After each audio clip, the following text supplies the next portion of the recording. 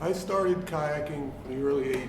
A friend of mine lived in Dobbs Ferry right on the river, and I moved here in 1980 up on Warburton.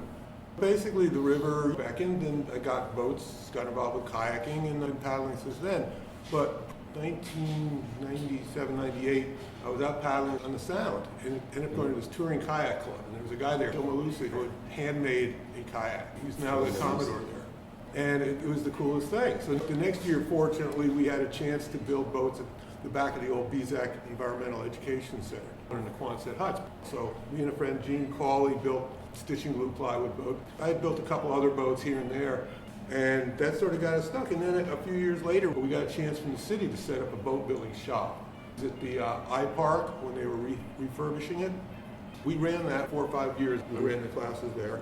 Then the block grant ended. Money was getting tighter. We didn't bother trying to get another grant.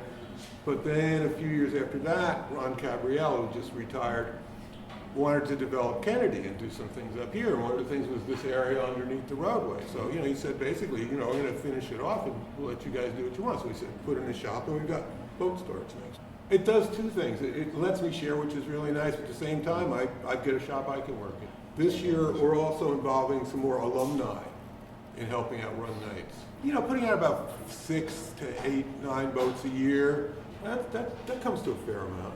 We work with this, it's all pegged and lashed, it's not temperature dependent. So it's fine. The native people built boats under really harsh conditions. We've had winters where you couldn't feel your fingers, and you're shoveling out 3 feet of snow to get in. And I've sort of had this insidious plan to populate the ranks of kayakers with Bidarka. You don't see them very much on the East Coast. Well, basically, it goes down to traditional boats that native people use to hunt. There's 2 basic, more popular ones, and that's in Greenland, just the Greenland hunting kayak, and then the Bidarka, which was the Aleut, Pacific Northwest. Diminutive of Bidar, which is boat, so it means like small boat.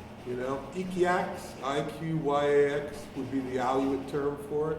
Kayak is actually Greenlandic, Q-H-A-A-Q, kayak. So that's what they call their boats, And those are 2 completely separate cultures, but they both developed hunting boats. They didn't have much to work with, but they came up with good designs that suited their hunting style. So what happened with the Bidarkas and the Aleut, Aleutian Islands, from my understanding of this, is they didn't so much, like the Greenlanders would just get in the boat, go out, find a place where there's some seals, hunt, come back, whereas the Aleut sometimes made trips, do hunting trips and stuff, to go somewhere, then hunt, butcher, then come back. So they had more open water crossings. Greenland boats had to have a big overhang in front so they could run up on the ice. With the Aleut boats, because they're doing a lot of open water, they have the bifurcated bow. So what happens is, you're coming downwind, right? You start surfing. The traditional boats were made with hinged keels, so the boat actually could flex. So what that meant is that you have a very fine waterline entry. And you got reserve buoyancy, so as soon as the bow starts going in, it lifts and rides up, which means the boat is a lot more efficient. You're not causing a lot of drag, and they really could get going fast. And when they had the hinges, they would actually put like abalone shell or something like for bearings. Yeah, they were pretty good engineers.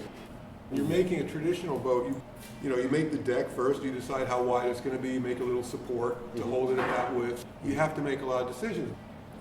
The thing I like about it is there's a bunch of different designs, but the procedures are all the same. So you can have people building different boats, but everybody's doing the same thing. I have made variations in the design. I've moved frames around. What I'll do is, let's say I want this frame there, I'll make a fake one out of cheap plywood, put it in and just cable tie it in. Then I can make measurements and figure out, I'll make a comp, figure out what goes in here, then install. So I've done that, if I want to change position. Because I like to bring the cockpit back a little bit to trim the boat a little different based on experience.